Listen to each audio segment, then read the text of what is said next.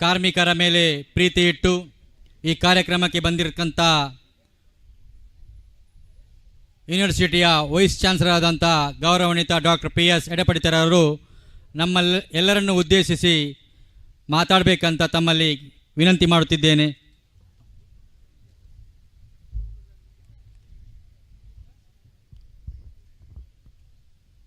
ದಕ್ಷಿಣ Kannada district amateur kabaddi association Mangaluru, Panambur Mogaveera Mahasabha ಇವರ ಈ ಜಂಟಿ ಆಶ್ರಯದಲ್ಲಿ ಕಾರ್ಮಿಕರ ದಿನಾಚರಣೆಯ ಅಂಗವಾಗಿ ಆಯೋಜಿಸಿರುವಂಥ ಶ್ರಮಿಕರ ಸಂಭ್ರಮದ ಕ್ರೀಡಾಕೂಟ, ಈ ಒಂದು ಸುಂದರವಾದ ಸಂಜೆ ಈ ಸಮಾರಂಭದಲ್ಲಿ ಉಪಸ್ಥಿರುವಂಥ ನನ್ನ ಆತ್ಮೀಯ ಮಿತ್ರರು ಆದ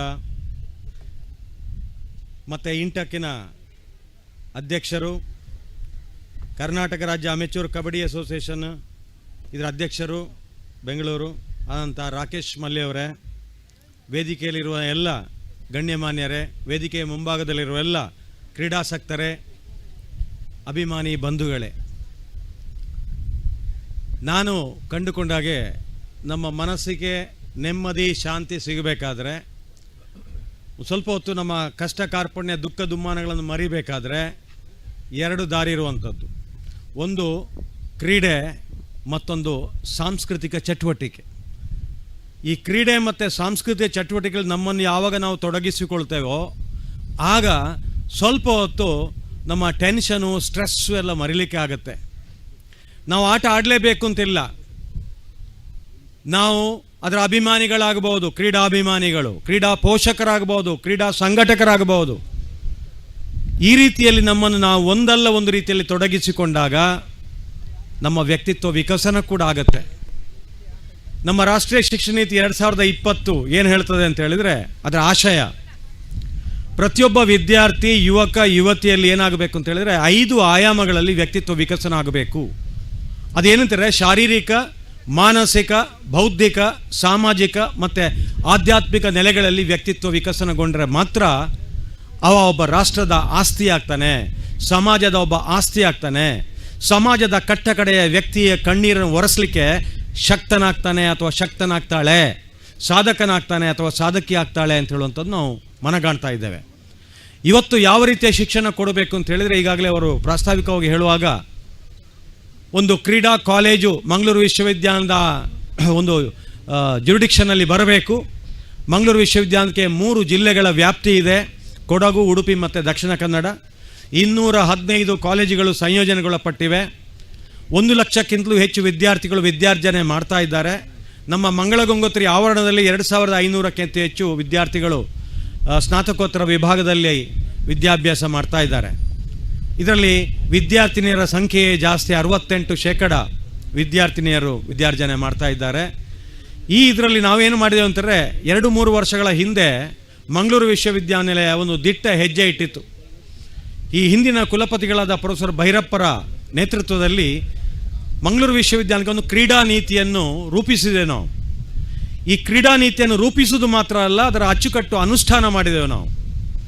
ಇದಕ್ಕೆ ಒಂದು ಮಾರ್ಗದರ್ಶನ ನೀಡಲಿಕ್ಕೆ ನಮ್ಮ ಮೂಡುಬಿದಿರೆಯ ಆಳ್ವಾಸಿನ ಡಾಕ್ಟರ್ ಮೋಹನ್ ಆಳ್ವ ಮತ್ತು ಈಗಿನ ಕುಲಸಚಿವರಾದ ಡಾಕ್ಟರ್ ಕಿಶೋರ್ ಕುಮಾರ್ CK ಇಂಥವರು ಮತ್ತು ಊರಿನ 10 ಸಮಸ್ತರು ಸೇರಿಕೊಂಡು ಕ್ರೀಡೆಯಲ್ಲಿ ಒಂದು ಸ್ಫೂರ್ತಿ ಕೊಡಲಿಕ್ಕೆ ಕ್ರೀಡಾ ನೀತಿಯ ಸಮರ್ಪಕವಾದಂಥ ಸಮಗ್ರವಾದಂಥ ಅನುಷ್ಠಾನ ಆಗಬೇಕು ಅಂತೇಳಿ ಪ್ರಾಮಾಣಿಕ ಪ್ರಯತ್ನ ಮಾಡಿದರು.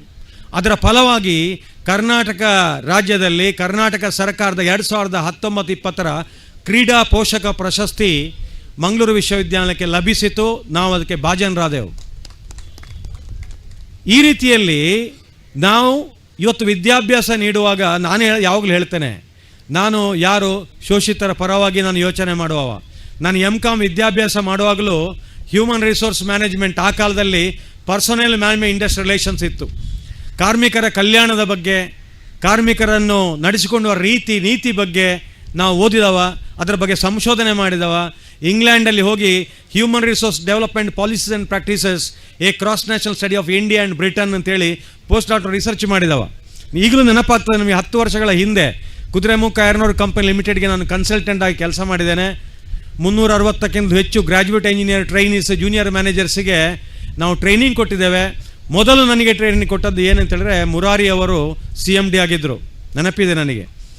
ಆಗ ಅವ್ರು ಹೇಳಿದರು, ಇಲ್ಲಿ ಏನಾಗುತ್ತೆ ಅಂತ ಹೇಳಿದ್ರೆ ಯೂನಿಯನ್ ಇದ್ದು ತುಂಬ ಸಮಸ್ಯೆ ಎಡಪಡಿತಾರೆ, ನೀವೊಂದು ತರಬೇತಿ ಕೊಟ್ಟು ಒಳ್ಳೆಯ ಮನಸ್ಥಿತಿಯನ್ನು ಏರ್ಪಡಿಸಲಿಕ್ಕೆ ಏನಾದರೂ ಮಾಡಬೇಕು, ನಿಮ್ಮ ತಂತ್ರಗಾರಿಕೆ ಇದ್ದರೆ ಮಾಡಿ. ತಂತ್ರಗಾರಿಕೆ ಏನಿಲ್ಲ, ಯೂನಿಯನ್ನವರು ಅದು ಎಂಪ್ಲಾಯೀಸ್ ಬೇಕಾಗತ್ತೆ, ಇಂಡಸ್ಟ್ರಿ ರಿಲೇಷನ್ಸ್ ಆಫೀಸರ್ಸ್ ಕೂಡ ಬೇಕಾಗತ್ತೆ. ಒಟ್ಟಿಗೆ ನಾನು 3 ದಿವಸದ ಕಾರ್ಯಕ್ರಮ ಕೊಡ್ತೇನೆ ಅಂತ. ಆಗ ಅವ್ರು ಹೇಳಿದರು, ಭಾಳ ಕಷ್ಟಡ ಪಡಿತಾರೆ ಇಲ್ಲಿ, ಇಂಟಕ್ ಇದೆ, BMS ಇದೆ, CIT ಇದೆ, ಅದೆಲ್ಲ ಇರಲಿ, ಏನು ಸಮಸ್ಯೆ ಇಲ್ಲ. ಕಾರ್ಮಿಕರು ಮನುಷ್ಯರಲ್ವೋ, ನಾವು ಮಾನವೀಯತೆ ಮೆರಿಬೇಕಾಗತ್ತೆ, ಮನುಷ್ಯತ್ವ ಮೆರಿಬೇಕಾಗತ್ತೆ, ಅವರ ಕ್ಷೇಮಾಭಿವೃದ್ಧಿ ಮುಖ್ಯ. ಅವ್ರನ್ನ ಎಂಗೇಜ್ ಮಾಡಬೇಕು, ಕೆಲಸದಲ್ಲಿ ಮಾತ್ರ ಅಲ್ಲ, ಕೆಲಸ ಆದ ನಂತರ ಅವರು ಮನೆಗೆ ಹೋಗೋ ಮೊದಲು ರಿಲ್ಯಾಕ್ಸ್ ಆಗಬೇಕು. ಅದು ಖಾಲಿ ಕ್ಲಬ್ಬಲ್ಲಿ ಮಾತ್ರ ಅಲ್ಲ, ಬೇರೆ ರೀತಿಯಲ್ಲಿ ಆಗಬೇಕು ಅಂತ ಹೇಳುವಂಥದ್ದು ಮುರಾರಿಯವರಿಗೆ ಹೇಳಿ ಅವ್ರು ನಂಬಲಿಲ್ಲ. ನಾನು ಏನೂ ಫೀಸ್ ಕಲೆಕ್ಟ್ ಮಾಡದೆ, ತೆಕೊಳ್ಳದೆ, ಚಾರ್ಜ್ ಮಾಡದೆ 2 ದಿವಸದ ಕಾರ್ಯಕ್ರಮ ಮಾಡಿದೆ. ಫೀಡ್ಬ್ಯಾಕ್ ತಗೊಂಡು ಎಡಪಡಿತಾರೆ 3ನೇ ದಿವಸ ಮಾಡಿ ಅಂತೇಳಿ ಆ ರೀತಿ 10-16 ಟ್ರೈನಿಂಗ್ ಪ್ರೋಗ್ರಾಮ್ ನಾನು ಕಂಡಕ್ಟ್ ಮಾಡಿದ್ದೇನೆ. ಆಗ ಇದರಲ್ಲಿ ಮೇ 1ನೇ ತಾರೀಕು ದಿನಾಚರಣೆಯನ್ನು ಇದೇ NM ಅಡ್ಯಂತಾಯ ಮತ್ತು ನಾನು ಆಗ ಕೂತ್ಕೊಂಡು ನಾವು ಆ ಒಂದು ಸಂಭ್ರಮದಲ್ಲಿ ಮೇ ದಿನಾಚರಣೆಯನ್ನು ಕುದುರೆಮುಖ ಅಲ್ಲಿ ನಾನು ಮಾಡಿದ ನೆನಪು. ಕುದುರೆಮುಖ ಗೆಸ್ಟ್ ಹೌಸ್ ಇವತ್ತು ಕೂಡ ನನಗೆ ಖುಷಿ ಆಗುತ್ತೆ. ಮಾಳ ದಾಟಿದ ಕೂಡಲೇ ನಮಗೆ ಸ್ವರ್ಗ ಸುಖ, ಆ ತಂಪಾದ ಗಾಳಿ ಅದೆಲ್ಲ. ಅಂದರೆ ಮೇ ದಿನಾಚರಣೆ ಹೇಳುವಾಗ ನನಗೆ ಇವತ್ತು ಕೂಡ ನನ್ನ ಸ್ಮೃತಿ ಪಟದಲ್ಲಿ ಅಚ್ಚಾಗಿ ಉಳಿದಿದೆ, ಅದು ನೆನಪಾಗ್ತದೆ. ಇದು ಕೂಡ ಆಗುವಂಥದ್ದು ಈ ರೀತಿ. ಮತ್ತು ನಾನು ಮೊದಲಿಂದಲೂ ಕೂಡ ಮುತ್ತಪ್ಪರ ಇರುವಾಗಲೂ ಕೂಡ ನಾನು ಅವರ ಮನೆಗೆ ಹೋಗಿದ್ದೆ. ಆಗಲೂ ನಾನು ಭೇಟಿಯಾದ ನೆನಪು ನನಗೆ ರಾಕೇಶ್ ಮಲ್ಲಿ ಅವರು. ಆ ಒಂದು ಸಂಬಂಧ ಮಾತ್ರ ಅಲ್ಲ, ರಾಕೇಶ್ ಮಲ್ಲಿ ಅವರು ನಾನು ಆಕರ್ಷಿತನಾದರೂ ಹೇಗೆ ಅಂತ ಹೇಳಿದ್ರೆ, ನಂದು ಮತ್ತು ಅವರದು ಒಂದು ಕಡೆ ಒಂದು ಕೊಂಡಿ ಇದೆ. ಏನಂತಾರೆ, ನಾವು ಇಬ್ಬರು ಕೂಡ ಏನಂತಾರೆ, ಸೋತವರು ಯಾರು, ಒಂದು ಸಮಾಜದ ಅಂಚಿಗೆ ತಳ್ಳಲ್ಪಟ್ಟವರು ಯಾರು, ಕಷ್ಟದಲ್ಲಿ ಯಾರಿದ್ದಾರೆ, ಅವರ ಸಹಾಯಕ್ಕೆ ಯಾರು ಬರುವುದಿಲ್ಲ ಅಂತ ಆಗುವಾಗ ಅವರು ಸ್ಪಂದಿಸ್ತಾರೆ. ನಂದು ಕೂಡ ಮನಸ್ಥಿತಿ ಅದೇ. ಯಾರು ಈ ಬಡ ವಿದ್ಯಾರ್ಥಿಗಳಿದ್ದಾರೆ, ಉದಾಹರಣೆಗೆ ಮಂಗಳೂರು ವಿಶ್ವವಿದ್ಯಾಲಯದಲ್ಲಿ ಪೂರೆಸ್ಟ್ ಆಫ್ ದ ಪೂವರ್ ಸ್ಟೂಡೆಂಟ್ಸಿಗೆ ಫ್ರೀ ಮಿಡ್ ಡೇ ಮೀಲ್ ಸ್ಕೀಮನ್ನು ನಾನು ಮಾಡಿದ್ದೇನೆ. ಮೊದಲು ನಾನೇ 1 ಲಕ್ಷ ಕೊಟ್ಟೆ, ಯಾಕಂದರೆ ಕುಲಪತಿಯಾಗಿ ಸಾಂಕೇತಿಕವಾಗಿ 1 ಲಕ್ಷ ಕೊಟ್ಟೆ ನಾನು. ಅಷ್ಟೊತ್ತಿಗೆ ಕಾಂಟ್ರಾಕ್ಟರ್ಸು ಅವರು ಇವರೆಲ್ಲ ಬಂದರು. ಸರ್ಕಾರದ ಹಣ ನಾವು ಉಪಯೋಗಿಸ್ತಾ ಇಲ್ಲ, ಮಂಗಳೂರು ವಿಶ್ವವಿದ್ಯಾಲಯದ ಹಣ ಉಪಯೋಗಿಸ್ತಾ ಇಲ್ಲ, ಕೊಡುಗೈ ದಾನಿಗಳ ಸಹಾಯದಿಂದ. ಕಾರ್ಪಸ್ ಮಾಡೋದಿಲ್ಲ, ಕಾರ್ಪಸ್ ಮಾಡಿದರೆ ಕಷ್ಟ. ದೊಡ್ಡ ಮೊತ್ತದ ಹಣ ಇದ್ದರೆ ನನಗೆ 1 ವರ್ಷ ಅವಧಿ ಇರೋದಿನ್ನು, ಮೇವರೆಗೆ ಇದೆ, 4 ವರ್ಷ ಅವಧಿ ಮುಗೀತದೆ ನಂದು ಕುಲಪತಿದ್ದು. ಮುಂದೆ ಬಂದವರು ಅದರ ದುರುಪಯೋಗ ಮಾಡುವ ಸಾಧ್ಯತೆ ಇರುತ್ತೆ, ಮಾಡ್ತಾರೆ ಅಂತಲ್ಲ, ನನಗೆ ಆತಂಕ ಭಯ ಇದೆ ಅಂತ ಹೇಳೋದಲ್ಲ. ಅಂಥ ಮೊತ್ತ ಕ್ರೋಢೀಕರಿಸಿ ಇಡೋದು ಸರಿಯಲ್ಲ. ಈಗಿನ ವಿದ್ಯಾರ್ಥಿಗಳಿಗೆ ಕಡು ಬಡವರು ಇರ್ತಾರೆ, ಬೀಡಿ ಕಟ್ಟುವವರು, ಇವರು ಎಲ್ಲ ಬೆಳಿಗ್ಗೆ ತಂಗಳನ್ನು ತಿಂದು ಬರೋದು ನಾನು ನೋಡಿದ್ದೇನೆ. ಮಧ್ಯಾಹ್ನ ಊಟ ಇಲ್ಲ ಆ ಮಕ್ಕಳಿಗೆ, 3-4 ಗಂಟೆ ಆಗೋ ಚಕ್ಕರ್ ಕೊಟ್ಟು ಓಡ್ತಾರೆ ಅವರು.